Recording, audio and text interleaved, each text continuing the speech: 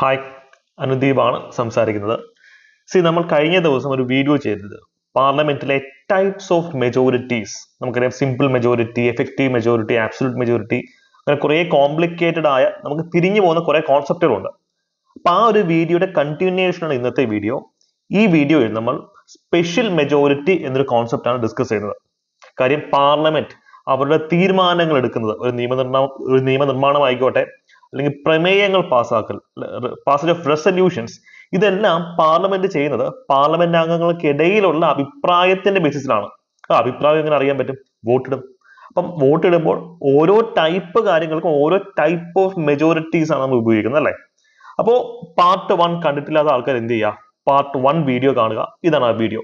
ഈ വീഡിയോ നമ്മൾ simple majority, absolute majority, effective majority ഒക്കെ വിശാലമായി ക്ലിയർ കട്ടായി ഡിസ്കസ് ചെയ്ത് പോകുന്നുണ്ട്. ഈ വീഡിയോയിൽ നമ്മൾ ഡിസ്കസ് ചെയ്യുന്നത് സ്പെഷ്യൽ മെജോറിറ്റി എന്ന് പറയുന്ന ഒരു കോൺസെപ്റ്റ് ആണ്. കാര്യം ഇതാണ് ഏറ്റവും ഇമ്പോർട്ടന്റ് ആയിട്ടുള്ള മെജോറിറ്റി. ഇന്നത്തെ ക്ലാസ് നോട്ട്സ് ഞാൻ ടെലിഗ്രാം ചാനലിൽ അപ്ലോഡ് ചെയ്യുന്നതാണ്. വളരെ റിസർച്ച് ചെയ്ത് പ്രിപ്പയർ ചെയ്തിട്ടുള്ള നോട്ടാണിത്. ടെലിഗ്രാം കുടുംബാംഗങ്ങളാവുക. ചാനലിൽ നിന്ന് ഈ നോട്ട് ഡൗൺലോഡ് ചെയ്ത് കൃത്യമായ റിവിഷൻ നടത്തുക. ചാനലിന്റെ ലിങ്ക് ഞാൻ കമന്റ് സെക്ഷനിൽ പിൻ ചെയ്ത് വെച്ചിട്ടുണ്ട് കേട്ടോ. അപ്പൊ നേരെ നമുക്ക് നമ്മുടെ ടോപ്പിക്കിലേക്ക് പോവാം. അപ്പോൾ നിങ്ങളുടെ അടുത്തൊരു ചോദ്യം എനിക്ക് ചോദിക്കാനുണ്ട്. കോൺസ്റ്റിറ്റ്യൂഷൻ അതിൽ മാറ്റം വരുത്തണമെങ്കിൽ നമുക്ക് എന്ത് ചെയ്യാം? ഭേദഗതി, അമെൻമെന്റ്സ് കൊണ്ടുവരാം. എല്ലാവർക്കും അറിയാം, ആർട്ടിക്കിൾ 368 ആണ് കോൺസ്റ്റിറ്റ്യൂഷണൽ അമെൻമെന്റിനെ പറ്റിയുള്ള ആർട്ടിക്കിൾ എന്നൊക്കെ എല്ലാവർക്കും അറിയാം. ഈ ടോപ്പിക്കിൽ നമ്മൾ വളരെ വിശാലമായ വീഡിയോ ഒക്കെ ചെയ്തിട്ടുണ്ട് യൂട്യൂബിൽ. അപ്പൊ എന്റെ ചോദ്യം ഇതാണ്, ഈ ആർട്ടിക്കിൾ 368 ആണ് അമെൻമെന്റിനെ സംബന്ധിക്കുന്ന ആർട്ടിക്കിൾ. അപ്പം ഈ ആർട്ടിക്കിൾ അമെൻഡ് ചെയ്യണമെങ്കിൽ നമ്മൾ എന്ത് ടൈപ്പ് മെജോറിറ്റി യൂസ് ചെയ്യേണ്ടത്? അതായത് കടുവ പിടിക്കുന്ന കിടുവ എന്നൊക്കെ പറയുന്നത് ആർട്ടിക്കിൾ 368 അമെൻമെന്റ് ആണ്. അപ്പൊ ആ അമെൻമെന്റിനെ പറ്റി പറയുന്ന ആർട്ടിക്കിൾ അമെൻമെന്റ് ചെയ്യണമെങ്കിൽ, ഭേദഗതി നടത്തണമെങ്കിൽ നമ്മൾ ഏത് ടൈപ്പ് ഓഫ് മെജോറിറ്റി ആണ് യൂസ് ചെയ്യേണ്ടത്? നിങ്ങളൊന്ന് മനസ്സിൽ ആൻസർ കണ്ടെത്തി വെക്കുക. ഈ വീഡിയോ സ്കിപ്പ് ചെയ്യാതെ പൂർണ്ണമായി കണ്ടു കഴിഞ്ഞാൽ ഇത്തരത്തിലുള്ള റാങ്ക് മേക്കിംഗ് ചോദ്യങ്ങളുടെ ഒക്കെ ഉത്തരങ്ങൾ നിങ്ങൾക്ക് ലഭിക്കും. സോ ഇന്നത്തെ ടോപ്പിക്കിലേക്ക് നമുക്ക് വലത് കാലം എടുത്തങ്ങോട്ട് വെക്കാം. ബിക്കോസ് സ്പെഷ്യൽ മെജോറിറ്റി എന്ന് പറഞ്ഞാൽ കോൺസ്റ്റിറ്റ്യൂഷനിലെ ബാക്കി ടൈപ്പ്, അതായത് നമ്മൾ സിമ്പിൾ ഉണ്ട്, ആബ്സല്യൂട്ട് ഉണ്ട്, എഫക്റ്റീവ് മെജോറിറ്റി ഉണ്ട്. കണ്ടിട്ടില്ലാത്തവർ ആ വീഡിയോ പോയി കാണുക. ഞാൻ ഈ വീഡിയോയുടെ അവസാനത്ത് പ്ലേസ് ചെയ്യാം, ഡിസ്ക്രിപ്ഷനിലും കൊടുത്തേക്കാം. ഈ നേരത്തെ പറഞ്ഞ ലിസ്റ്റുകളിൽ ഒന്നും പെടാത്ത മെജോറിറ്റീസ് എല്ലാം എന്ത് ഗണത്തിൽ പെടും? അതിനെ നമ്മൾ വിളിക്കുന്ന പേരാണ് special majorities. So all other majorities except simple, absolute, effective are considered as special majorities. ഇത് വളരെ സ്പെഷ്യൽ ആയ സിറ്റുവേഷൻസിലാണ് യൂസ് ചെയ്യുന്നത്. ഇത് 4 ടൈപ്പ് ഉണ്ട്. കാര്യം ഇപ്പൊ ആബ്സല്യൂട്ട് മെജോറിറ്റിക്ക് ഒറ്റ ടൈപ്പ്, അല്ലെങ്കിൽ എഫക്റ്റീവ് മെജോറിറ്റി ഒറ്റ ടൈപ്പേ ഉള്ളൂ, സിമ്പിൾ മെജോറിറ്റി ഒറ്റ ടൈപ്പേ ഉള്ളൂ. പക്ഷേ സ്പെഷ്യൽ മെജോറിറ്റി കുറച്ച് സ്പെഷ്യൽ ആണ്. അത് 4 ഡിഫറെന്റ് ടൈപ്സ് വരുന്നുണ്ട്. നമ്മളിത് 4 ടൈപ്പും ക്ലിയർ കട്ടായി എക്സാമ്പിൾസ് വെച്ച് കീറി മുറിച്ചങ്ങ് പഠിക്കാൻ പോവുകയാണ്. ഇവിടുന്ന് ഒരു ചോദ്യം വന്നാൽ പോലും നിങ്ങൾക്ക് മിസ് ചെയ്യരുത്. നമുക്ക് അതിന് ടൈപ്പ് 1 എന്താണെന്ന് പഠിക്കാം. ടൈപ്പ് 1 സ്പെഷ്യൽ മെജോറിറ്റി എന്ന് പറഞ്ഞു കഴിഞ്ഞാൽ ആർട്ടിക്കിൾ 249 പറയുന്ന മെജോറിറ്റിയാണ്. ആർട്ടിക്കിൾ 249 എന്താണ് പറയുന്നത്? അത് പാർലമെന്റിന്റെ ഒരു എക്സ്ട്രാ ഓർഡിനറി പവറിനെ പറ്റി പറയാം. അപ്പൊ ഇന്ത്യ ഒരു ക്വാസി ഫെഡറൽ രാഷ്ട്രമാണ്. സംസ്ഥാന സർക്കാരുകൾക്ക് നിയമം നിർമ്മിക്കാൻ സ്റ്റേറ്റ് ലിസ്റ്റുകളുണ്ട്. കേന്ദ്ര സർക്കാരിന് നിയമം നിർമ്മിക്കാൻ എന്തുണ്ട്? അല്ലെങ്കിൽ പാർലമെന്റ് നിയമം യൂണിയൻ ലിസ്റ്റ് ഉണ്ട്. കൺകറന്റ് ലിസ്റ്റ് 2 പേർക്ക് നിയമം നിർമ്മിക്കാം. പക്ഷേ ചില എക്സ്ട്രാ ഓർഡിനറി സിറ്റുവേഷൻസിൽ ദേശ താല്പര്യം മുൻനിർത്തിക്കൊണ്ട് പാർലമെന്റിന് എന്ത് ചെയ്യാന്നറിയോ? സ്റ്റേറ്റ് ലിസ്റ്റിൽ നിയമനിർമ്മാണം നടത്താൻ സാധിക്കും. ഉദാഹരണമാണ് GST.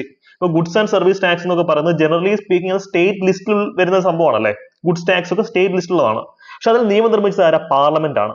ഇതിന് പാർലമെന്റിന് എവിടുന്ന് അധികാരം കിട്ടുന്നത്? അത് ആർട്ടിക്കിൾ 249. കാരണം ഇതൊരു സ്പെഷ്യൽ പവർ ആണ്.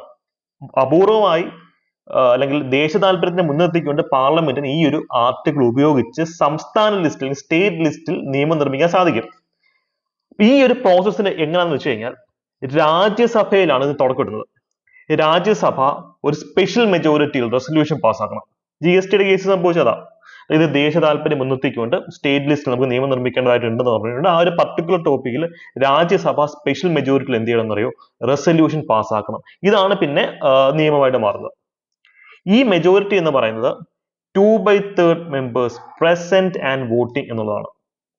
സപ്പോസ് രാജ്യസഭയിൽ 250 അംഗങ്ങളുണ്ടെന്ന് നിങ്ങൾ സങ്കല്പിക്കുക. പക്ഷെ അന്ന് 100 പേരെ വന്നുള്ളൂ എന്നിരിക്കട്ടെ, അല്ലെ? അപ്പൊ ഇതിനകത്ത് 2/3 മെമ്പേഴ്സ് പ്രസന്റ് ആൻഡ് വോട്ടിംഗ് എന്ന് പറയുമ്പോൾ എത്ര വരും? അല്ലെങ്കിൽ ഞാൻ മറ്റൊരു എക്സാമ്പിൾ പറയാം. രാജ്യസഭയിൽ മൊത്തം 100 അംഗങ്ങളുണ്ടെന്ന് സങ്കല്പിക്കുക, 100 അംഗങ്ങളുണ്ടെന്ന് സങ്കല്പിക്കുക. പക്ഷെ അന്നത്തെ ദിവസം 90 പേര് മാത്രമേ വന്നുള്ളൂ. അപ്പം 2/3 മെമ്പേഴ്സ് പ്രസന്റ് ആൻഡ് വോട്ടിംഗ് എന്ന് പറയുമ്പോൾ എത്ര വരും? 90 ഇൻറ്റു 2/3 എന്ന് പറയുമ്പോൾ 60 വരും. 60 വരും. അപ്പൊ 60 അംഗങ്ങൾ മതി. അപ്പൊ ടോട്ടൽ സ്ട്രെങ്തിന്റെ അല്ല, അന്നത്തെ ദിവസം എത്ര പേര് പ്രസന്റ് ആയിരുന്നോ അവരുടെ 2/3 അംഗീകരിക്കുകയാണെങ്കിൽ എന്ത് ചെയ്യാൻ പറ്റും? ഈ സ്പെഷ്യൽ മെജോറിറ്റി ചെയ്യാം. നമ്മൾ ഇനി പഠിക്കുന്ന സ്പെഷ്യൽ മെജോറിറ്റി ഡിഫറെന്റ് ആണ്. സ്പെഷ്യൽ മെജോറിറ്റി 4 ടൈപ്പ് ഉണ്ട്. ഒന്നാമത്തെ ടൈപ്പിനെ പറ്റി മാത്രമാണ് നമ്മൾ പറയുന്നത്. അപ്പൊ ഇതാണ് ആർട്ടിക്കിൾ 249 പറയുന്നത് അല്ലെ. സോ ഇവിടെ നമുക്ക് ഈ ഒരു ടോപ്പിക്കിൽ അസോസിയേറ്റ് ചെയ്ത ചോദ്യങ്ങൾ വരും. നാഷണൽ ഇൻട്രസ്റ്റ് അല്ലെ, ദേശ താല്പര്യം മുൻനിർത്തി മാത്രമേ പാർലമെന്റിന് ഈ ഒരു ആർട്ടിക്കിൾ ഇൻവോക്ക് ചെയ്യാൻ പറ്റത്തുള്ളൂ. അല്ലാതെ തോന്നിയപ്പോ ഒന്നും സ്റ്റേറ്റ് ലിസ്റ്റ് കയറി നിയമം. ഇപ്പൊ പഞ്ചാബിൽ നാഷണൽ സെക്യൂരിറ്റിയെ സംബന്ധിക്കുന്ന പല പ്രശ്നങ്ങളും പഞ്ചാബ് നടന്നിരുന്നു. അതുപോലെ തന്നെ പഞ്ചാബിന്റെ ഇന്റേണൽ സെക്യൂരിറ്റി, ഇപ്പൊ കേരളത്തിന്റെ ഇന്റേണൽ സെക്യൂരിറ്റി, കേരളത്തിലെ പോലീസ് ഒക്കെ സ്റ്റേറ്റ് ലിസ്റ്റിനകത്തുള്ള സംഭവം. സപ്പോസ് കേരളത്തിനകത്ത് വലിയൊരു ഇന്റേണൽ സെക്യൂരിറ്റി ഇഷ്യൂ വരുന്നത് ദേശത്തിനെ മുഴുവൻ ബാധിക്കുകയാണെങ്കിൽ എന്ത് ചെയ്യും? പാർലമെന്റ് ഇവിടുത്തെ സ്റ്റേറ്റ് ലിസ്റ്റാണ് നിയമം നിർമ്മിക്കും. പഞ്ചാബിൽ അതാ സംഭവിച്ചു. അവിടെയൊക്കെ നമ്മൾ യൂസ് ചെയ്ത് 249 അപ്പൊ ഇത്തരത്തിൽ പാസ്സാക്കുന്ന റെസൊല്യൂഷൻസിന് 1 വർഷം മാത്രമേ വാലിഡിറ്റി കാണത്തുള്ളൂ. അതാണ് ഒരു സ്റ്റേറ്റ്മെന്റ് ആയി നമുക്ക് വരാൻ പോകുന്ന ചോദ്യം. First, resolutions pass by Rajya Sabha is valid only for 1 year. ഇത്തരത്തിൽ പാസ്സാക്കപ്പെടുന്ന നിയമങ്ങൾക്ക് ഇന്ത്യക്ക് മൊത്താകെയോ അല്ലെങ്കിൽ ഏതൊരു ഭാഗത്ത്, പഞ്ചാബിലെ കേസ് നമ്മൾ ഇപ്പൊ GST എന്ന് വെച്ചാൽ ഇന്ത്യക്ക് മൊത്താകെ പാസ്സാക്കിയിട്ടുള്ള നിയമമാണ്. പക്ഷെ പഞ്ചാബിന് വേണ്ടി പാസ്സാക്കിയ നിയമം പഞ്ചാബിന് വേണ്ടി മാത്രമുള്ളതാണ്. അപ്പം it can either be confined to a particular part of the country or it can be applicable in a pan Indian level അല്ലെ. അതാണ് ഇവിടെ പറയുന്നത്. സോ ഈ ഒരു സ്റ്റേറ്റ്മെന്റ്സ് ഒരിക്കലും വിട്ടുപോകരുത്. ഇനി നമ്മുടെ degree level long time batches നമ്മൾ സ്റ്റാർട്ട് ചെയ്തിട്ടുണ്ട്. യൂണിവേഴ്സിറ്റി അസിസ്റ്റന്റ് മുതൽ കമ്പനി ബോർഡ്, എക്സൈസ് ഇൻസ്പെക്ടർ പരീക്ഷയ്ക്ക് നിങ്ങൾ തയ്യാറെടുത്ത് തുടങ്ങുന്നെങ്കിൽ, ഒരു അഫോർഡബിൾ ബാച്ചിന്റെ ഹെൽപ്പ് വേണമെന്ന് തോന്നുന്നെങ്കിൽ ഉറപ്പായി ഈ ബാച്ചിന് അംഗങ്ങളാവാവുന്നതാണ്. ഈ ഒരു നമ്പറിൽ കോൺടാക്ട് ചെയ്യാനുള്ള ബാച്ചിന്റെ ഫുൾ ഡീറ്റെയിൽസ് നിങ്ങൾക്ക് ലഭിക്കും. അപ്പോൾ നമുക്ക് ടോപ്പിക്കിന്റെ ബാക്കി ഒന്ന് പഠിക്കാം. ഇവിടെ 1 വർഷമാണ് ഇതിന്റെ കാലാവധി എന്ന് പറഞ്ഞു. പക്ഷെ GSTയുടെ കേസ് ഡിഫറെന്റ്. അത് പിന്നെ പാർലമെന്റ് സെപ്പറേറ്റ് നിയമം പാസ്സാക്കേണ്ടത് എപ്പോഴും നിലനിൽക്കുന്നുണ്ട്. റെസൊല്യൂഷന്റെ കേസിൽ മാത്രം ഇത് പറയുന്നത്. സപ്പോസ് 1 വർഷം കഴിഞ്ഞാൽ പിന്നെ ഈ റെസൊല്യൂഷൻ നീട്ടണമെങ്കിൽ എന്ത് ചെയ്യണം? അപ്പൊ പിന്നെയും ഇതേ special majority 2/3 members present and vote, ഇതേ സ്പെഷ്യൽ മെജോറിറ്റി ഉപയോഗിച്ച് 1 വർഷം പിന്നെ നീട്ടാം. അങ്ങനെ 1 വർഷം പിന്നെ നീട്ടാം. അങ്ങനെ നീട്ടിക്കൊണ്ട് കൊണ്ടുപോകാം. അതല്ലെങ്കിൽ 1 വർഷം കഴിഞ്ഞിട്ട് ഒരു 6 മാസം കൂടെ മാക്സിമം വാലിഡിറ്റി നിൽക്കും. അത് കഴിഞ്ഞാൽ ആ റെസൊല്യൂഷൻ ലാപ്സ് ആവും. അത് മനസ്സിലാക്കിക്കൊള്ളുക. ഓക്കെ. അപ്പൊ ഇതാണ് ടൈപ്പ് 1 സ്പെഷ്യൽ മെജോറിറ്റി എന്നുകൊണ്ട് നമ്മൾ ഉദ്ദേശിക്കുന്നത്. അപ്പൊ ടൈപ്പ് 1 നമ്മൾ എന്താണെന്ന് കണ്ടു. 2/3 പ്രസന്റ് ആൻഡ് വോട്ടിംഗ് മാത്രം മതി. പക്ഷെ ടൈപ്പ് 2 എന്ന് പറയുമ്പോൾ അത് കുറച്ചും കൂടെ ഒരു കടന്ന കളിയാണ്. ഏറ്റവും കൂടുതൽ സ്ഥലത്ത് നമ്മൾ കാണുന്നത് ടൈപ്പ് 2 ആണ്. അതായത് it is a special majority where 2/3 members present and voting. It should also include more than 50% of the strength of the house അല്ലേ. നേരത്തെ നമ്മൾ കണ്ടു ഇപ്പം ഹൗസിൽ എത്ര 100 പേരുണ്ടെന്ന് ഇരിക്കട്ടെ. ടൈപ്പ് 1-നകത്ത് സപ്പോസ് അന്ന് 30 പേരെ വന്നുള്ളെങ്കിൽ സ്പെഷ്യൽ മെജോറിറ്റി എന്ന് പറയുമ്പോൾ 20 പേര് മതി. 20 പേരുണ്ടെങ്കിൽ അവിടെ നിയമം പാസ്സാക്കാം. പക്ഷെ ഈ കേസ് എന്ന് വെച്ച് കഴിഞ്ഞാൽ 2/3 വേണം. പക്ഷെ അത് 50% കൂടുതൽ ടോട്ടൽ സ്ട്രെങ്തും ആയിരിക്കണം. അതായത് ഇപ്പൊ രാജ്യസഭയിൽ 100 പേര് അല്ലെങ്കിൽ ഹൗസിൽ 100 പേരുണ്ടെങ്കിൽ മിനിമം 51 ആൾക്കാരെങ്കിലും സപ്പോർട്ട് ചെയ്തിരിക്കണം. ഇതെന്ന് പറയുന്നത് അന്നത്തെ ദിവസം പ്രസന്റ് ആയ ആൾക്കാരുടെ 2/3 ആയിരിക്കണം. അതുകൊണ്ട് ഇത് കിട്ടാൻ കുറച്ച് ബുദ്ധിമുട്ടാണ്, ഇച്ചിരി കഷ്ടപ്പെടണം. മനസ്സിലായല്ലോ? അപ്പൊ സപ്പോസ് 100 പേരുണ്ട് ഹൗസിൽ, പക്ഷെ 90 പേരെ വന്നുള്ളൂ. ഇതിന്റെ 2/3 എന്ന് പറയുമ്പോൾ 60 എന്ന് പറയുമ്പോൾ എന്തായാലും ഇതിന്റെ 50% കൂടുതലാണല്ലോ, 51 കൂടുതൽ. അപ്പൊ ഇത് ഓക്കെ ആണ്. മേളിൽ കണ്ടതുപോലെ അത്ര ഈസി അല്ല ഈ ഒരു സ്പെഷ്യൽ മെജോറിറ്റി ഗെയിൻ ചെയ്യാനായിട്ട്. എക്സാമിൽ നമുക്ക് ഒരിക്കലും ഇക്വേഷൻസോ മാത്സോ ഒന്നും ചോദിക്കത്തില്ല.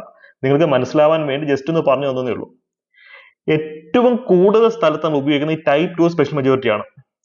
കോൺസ്റ്റിറ്റ്യൂഷനിൽ ടൈപ്പ് 1, ടൈപ്പ് 2, ടൈപ്പ് 3 എന്നൊന്നും പറയുന്നില്ല. നമ്മൾ പഠിക്കാനുള്ള സൗകര്യത്തിന് നമ്മൾ ഇട്ടിട്ടുള്ള പേരാണ് ടൈപ്പ് 1, ടൈപ്പ് 2, ടൈപ്പ് 3 കേട്ടോ. കാര്യം ഇത് ജനറലി നമ്മൾ യൂസ് ചെയ്യുന്നത് കോൺസ്റ്റിറ്റ്യൂഷൻ അമെന്റ്മെന്റ് ബില്ലുകളുടെ കേസിലാണ്, 368 കേസിലാണ്. കോൺസ്റ്റിറ്റ്യൂഷൻ അമെന്റ് ചെയ്യണമെങ്കിൽ, അതും ഫെഡറൽ സ്ട്രക്ചറിനെ ബാധിക്കാത്ത കാര്യങ്ങളായിരിക്കണം. അത്തരം കാര്യങ്ങൾ അമെന്റ് ചെയ്യണമെങ്കിൽ നമുക്ക് ഈ ഒരു മെജോറിറ്റി ഉപയോഗിക്കാം. അത് കുറച്ച് ബുദ്ധിമുട്ടായി ഈ ഒരു മെജോറിറ്റി ക്രിയേറ്റ് ചെയ്യണം. അതുകൊണ്ട് തന്നെ കോൺസ്റ്റിറ്റ്യൂഷൻ അമെന്റ് ചെയ്യാൻ കുറച്ച് ബുദ്ധിമുട്ടാണ്. അതുപോലെ തന്നെ സുപ്രീം കോടതിയിലെ ജഡ്ജിമാരെ റിമൂവ് ചെയ്യൽ, ഹൈക്കോടതി ജഡ്ജിമാരെ റിമൂവ് ചെയ്യൽ, നമ്മുടെ കംട്രോളർ ആൻഡ് ഓഡിറ്റർ ജനറലിന്റെ റിമൂവൽ, അതുപോലെ സ്റ്റേറ്റിലെയും സെൻട്രലിലെയും ഇലക്ഷൻ കമ്മീഷണേഴ്സിന്റെ റിമൂവൽ, ഇതൊക്കെ ഈ മെജോറിറ്റി ഉപയോഗിച്ച് മാത്രമേ ചെയ്യാൻ പറ്റത്തുള്ളൂ. ഇത് കുറച്ച് ബുദ്ധിമുട്ടായി മെജോറിറ്റി കിട്ടാനായിട്ട്. അതുകൊണ്ട് തന്നെ ഇവർക്ക് ആരെയും പേടിക്കാതെ അവരുടെ ജോലി ചെയ്യാൻ പറ്റും. സുപ്രീം കോടതിയിൽ ഒരു ജഡ്ജിയെ നമ്മൾ ഇത് റിമൂവ് ചെയ്തിട്ടില്ല. എന്തുകൊണ്ടാ? വലിയ ബുദ്ധിമുട്ട് റിമൂവ് ചെയ്യും. ഈ മെജോറിറ്റി കിട്ടുന്ന വെച്ചാൽ എത്ര കഷ്ടപ്പാടാ. മാത്രമല്ല മറ്റു കുറെ ഫാക്ടേഴ്സ് ഉണ്ട്. അത് നമ്മൾ ഓൾറെഡി വീഡിയോ ചെയ്തിട്ടുണ്ട്. എങ്ങനെയാണ് ജഡ്ജിയെ റിമൂവ് ചെയ്യുന്നുള്ളത് വീഡിയോ ചെയ്തിട്ടുണ്ട്. അതുപോലെ തന്നെ ദേശീയ അടിയന്തരാവസ്ഥ, നാഷണൽ എമർജൻസി, പാർലമെന്റ് ചുമ്മാ ഒരു സുപ്രഭാതത്തിൽ ഡിക്ലെയർ ചെയ്യാൻ ഒക്കത്തില്ല. ഇച്ചിരി കഷ്ടപ്പാടാ. കാരണം ഈ സ്പെഷ്യൽ മെജോറിറ്റി കിട്ടണമെങ്കിൽ ബുദ്ധിമുട്ടാ. 2/3 പ്രസന്റ് ആൻഡ് വോട്ടിംഗ് വേണം. It should be more than 50% of the house വേണം അല്ലെ. അതുപോലെ തന്നെ ഈ സ്റ്റേറ്റ് ലെജിസ്ലേറ്റീവ് കൗൺസിൽ അല്ല, കഴിഞ്ഞ ക്ലാസ് നമ്മൾ പറഞ്ഞാണ് സ്റ്റേറ്റ് ലെജിസ്ലേറ്റീവ് കൗൺസിൽ. ഇപ്പം സംസ്ഥാനങ്ങളിൽ ലെജിസ്ലേറ്റീവ് അസംബ്ലി ഉണ്ട്, ലെജിസ്ലേറ്റീവ് കൗൺസിലും ഉണ്ട്. കേരളത്തിൽ ലെജിസ്ലേറ്റീവ് അസംബ്ലി മാത്രമേ ഉള്ളൂ. ചില സംസ്ഥാനങ്ങളിൽ ലെജിസ്ലേറ്റീവ് കൗൺസിൽ ഉണ്ട്. അപ്പൊ ഇത്തരം ലെജിസ്ലേറ്റീവ് കൗൺസിലുകളെ നിർമ്മിക്കണമെങ്കിൽ അതിന്റെ പ്രൊസീജിയർ എങ്ങനെയാ? സ്റ്റേറ്റ് ലെജിസ്ലേച്ചർ സ്പെഷ്യൽ മെജോറിറ്റി, നമ്മൾ ഇപ്പം പറഞ്ഞ മെജോറിറ്റിയിൽ ഒരു റെസൊല്യൂഷൻ പാസ്സാക്കി പാർലമെന്റിന് അയക്കും.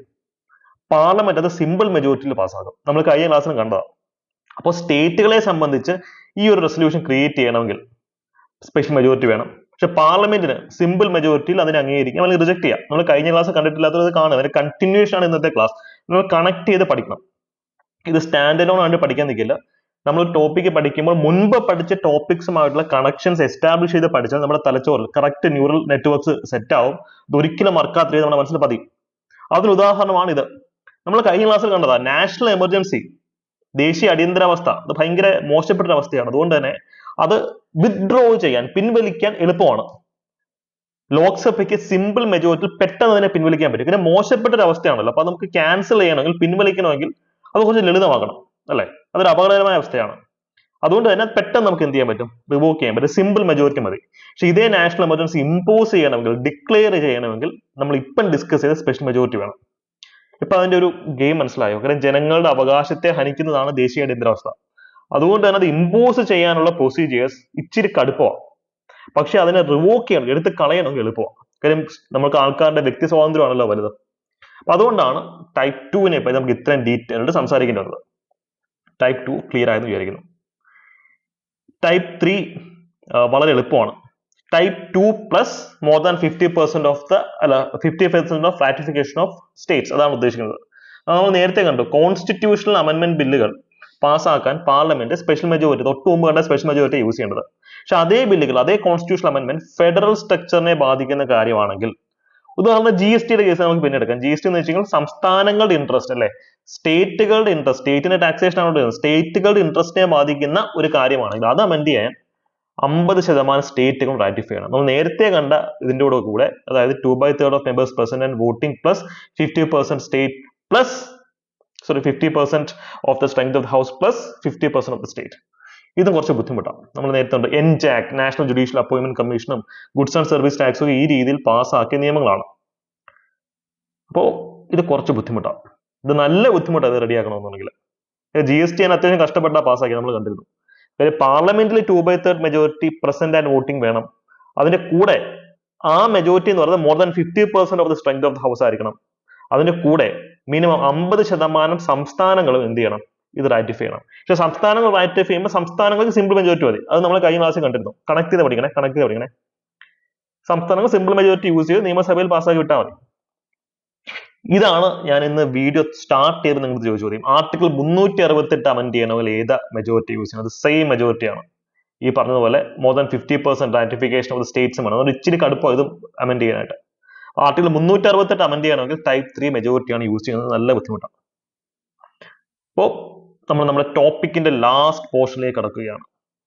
ടൈപ്പ് 4 ഇത് പ്രസിഡന്റിന്റെ ഇംപീച്ച്മെന്റിന് വേണ്ടി മാത്രം ഉപയോഗിക്കുന്ന മെജോറിറ്റിയാണ്. നല്ല ബുദ്ധിമുട്ടായത് കിട്ടാനായിട്ട്. Article 61 impeachment of president. എങ്ങനെ ഓർത്തിരിക്കുന്നത്? 61 അല്ലേ, 1 I ആയിട്ട് ഓർത്താൽ മതി. ഇംപീച്ച്മെന്റ് എന്ന് ഓർത്തിരുന്നാൽ മതി. ഓക്കെ. അപ്പോൾ പല പ്രാവശ്യം PSൽ വന്നിട്ടുള്ളതാണ് ആർട്ടിക്കിൾ 61 എന്താണെന്നുള്ളത്. ഇംപീച്ച്മെന്റ് ഓഫ് പ്രസിഡന്റ് ആണ്. മറ്റൊരു ചോദ്യമാണ് പ്രസിഡന്റിനെ ഇംപീച്ച് ചെയ്യാനുള്ള കാരണം എന്താണ്? ഒറ്റ കാരണമേ കോൺസ്റ്റിറ്റ്യൂഷനിൽ പറഞ്ഞു. only one reason, that is the violation of the constitution. Constitution ഒരു MP-യെയോ ഒരു MLA-യോ ഒരു മന്ത്രിയെയോ ഈവൻ പ്രധാനമന്ത്രിയെ പോലും പുറത്താക്കണമെങ്കിൽ കുറെ കാരണങ്ങൾ ലിസ്റ്റ് ഡൗൺ ചെയ്തിട്ടുണ്ട്. പക്ഷെ പ്രസിഡന്റ് ഓഫ് ഇന്ത്യ, പ്രസിഡന്റിനെ റിമൂവ് ചെയ്യണമെങ്കിൽ ഒറ്റ കണ്ടീഷൻ, ഒറ്റ കാരണത്താൽ മാത്രമേ പറ്റത്തുള്ളൂ. അത് വയലേഷൻ ഓഫ് ദ കോൺസ്റ്റിറ്റ്യൂഷൻ ആണ്, മറന്നു പോകരുത്. അപ്പൊ പ്രസിഡന്റിന് ഇംപീച്ച് ചെയ്യണമെങ്കിൽ എങ്ങനെയാണ്? 2/3 of the total strength of the house. നേരത്തെയൊക്കെ നമ്മൾ കണ്ടത് 2/3 പ്രസന്റ് ആൻഡ് വോട്ടിംഗ് ആണ്. ഇപ്പൊ 100 പേരുള്ള ഹൗസ് ആണെങ്കിൽ ചില സിറ്റുവേഷനിൽ ഒരു 30 പേരെ വന്നുള്ളെങ്കിൽ പോലും അതിന് 2/3 എന്ന് പറയുമ്പോഴത്തേക്ക് എത്ര? 20 പേരായി, മെജോറിറ്റി അറ്റൻഡ് ചെയ്തു. പക്ഷെ ഇവിടെ എന്ന് വെച്ച് കഴിഞ്ഞാൽ 2/3 majority of total strength of the house ആണ്. ഇപ്പൊ ലോക്സഭ, രാജ്യസഭ 543 ഏകദേശം അത്രയാണ് വരുന്നത്. അപ്പൊ അതിന്റെ 2/3 മെജോറിറ്റി ആണ് നമുക്ക് ഇവിടെ വേണ്ടത്, ടൈപ്പ് 4 വേണ്ടത്. ഇനി നിങ്ങളുടെ അടുത്തുള്ള ചോദ്യം ഇതാണ്, ഈ കൂട്ടത്തിൽ ഏറ്റവും കട്ടി മെജോറിറ്റി ഏതാ? ഈ അറ്റൈൻ ചെയ്യാൻ ദ മോസ്റ്റ് ഡിഫിക്കൽട്ട്, അല്ലെ the most hard majority to attain, അത് ടൈപ്പ് 1 ആണോ, 2 ആണോ, 3 ആണോ, 4 ആണോ? ഏറ്റവും കഷ്ടപ്പാട് ഏത് മെജോറിറ്റി കിട്ടാനാണ് എന്നുള്ളത് കമന്റ് സെക്ഷനിൽ പറയാം. അപ്പൊ എനിക്ക് മനസ്സിലാക്കാൻ പറ്റും നിങ്ങൾക്ക് എത്രത്തോളം ഈ ടോപ്പിക്ക് മനസ്സിലായിട്ടുണ്ടെന്ന് എനിക്കും കൂടുതൽ അനലൈസ് ചെയ്യാൻ സാധിക്കും. സോ പുതിയ UPSC PSC പരീക്ഷകൾക്ക് വേണ്ടിയിട്ട് അപ്ഡേറ്റ് ആയി തന്നെ പഠിക്കുക. യൂട്യൂബിൽ ഇടുന്ന ഫ്രീ കണ്ടന്റ് മാക്സിമം യൂട്ടിലൈസ് ചെയ്യുക. ഇതിന്റെ നോട്ട്സ് ടെലിഗ്രാമിൽ ഇട്ടിട്ടുണ്ട്, അതും കട്ടയ്ക്ക് അങ്ങോട്ട് ഫോളോ ചെയ്യുക. അപ്പോൾ ഇതിന് ആൻസർ കമന്റ് ചെയ്യട്ടോ. ഇനി അടുത്ത ഒരു വീഡിയോ ഏത് ടോപ്പിക്കിൽ വേണമെന്ന് നിങ്ങൾക്ക് പറയാവുന്നതാണ്. കാരണം ഈ ഒരു വീഡിയോ അത്തരത്തിൽ സ്റ്റുഡൻസ് റിക്വസ്റ്റ് ചെയ്തതിന്റെ ഭാഗമായി ചെയ്തതാണ്. പക്ഷെ നമുക്ക് എക്സാംസിന് ഇവിടുന്ന് ക്വസ്റ്റ്യൻസ് വരും കേട്ടോ. All the best. Thank you. By.